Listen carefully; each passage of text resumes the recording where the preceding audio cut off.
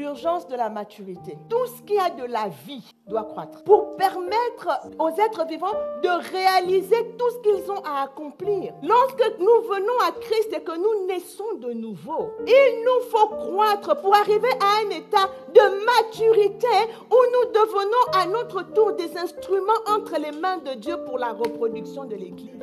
Si on lit Galates 4, les versets 1 à 7, pourquoi nous devons grandir? Si adulte, quelqu'un te dit tu es un enfant, il n'y a pas plus grande injure. Parce que l'enfant ne prend pas de responsabilité. Ce n'est pas que c'est mauvais d'être un enfant. L'apôtre Paul a dit, quand j'étais un enfant, je faisais les choses comme un enfant. Mais devenu adulte, je fais les choses comme un adulte. Le problème, c'est quand on est adulte, on fait les choses comme un enfant. C'est ça le problème. Lorsque quelqu'un a 15 ans et qu'il a un âge mental de 5 ans, qu'est-ce qu'on dit? Il a un retard mental. C'est un problème. Mais il y a des retards mentaux spirituels.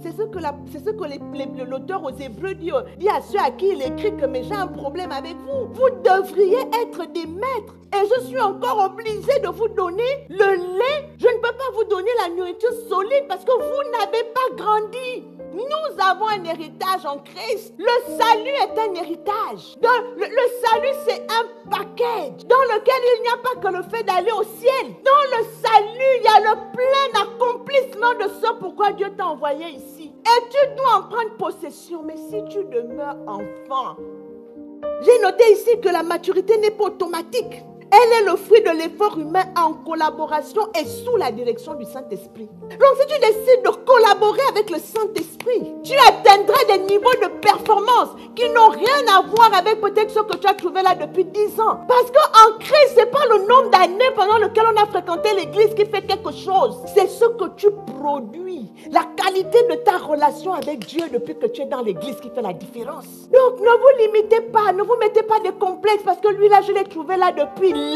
y en a qui sont là depuis qui piétinent. Parce qu'ils ont refusé de travailler à leur salut. Être chrétien, c'est avoir une relation personnelle avec Christ.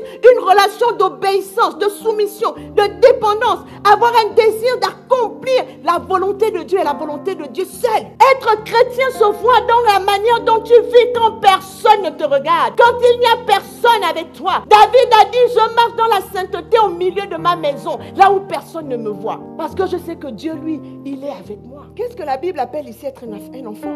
L'apôtre Paul dit, lorsque nous étions enfants, nous étions esclaves des rudiments du monde. Si tu es encore esclave des rudiments du monde, tu es demeuré enfant. Si ta manière de voir les choses n'est pas conforme à ce que Dieu veut, tu demeures enfant.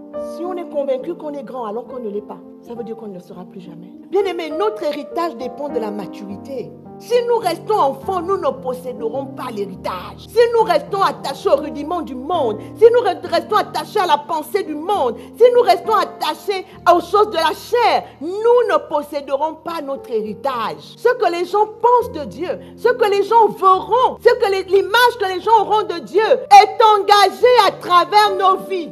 Dieu nous transforme de l'intérieur et il nous fait regarder le péché comme de la boue. Il nous donne des raisons de ne pas pécher. Le péché devient un scandale à notre intelligence. Et donc on s'en abstient. Pas parce qu'on a envie mais on se retient, mais parce qu'on est dégoûté de le faire. Voilà ce que Dieu fait de nous. Et c'est ça la maturité. Lorsqu'on ne fait plus les choses parce qu'on a peur d'un gardien extérieur, mais parce qu'à l'intérieur on est gouverné par le Saint-Esprit.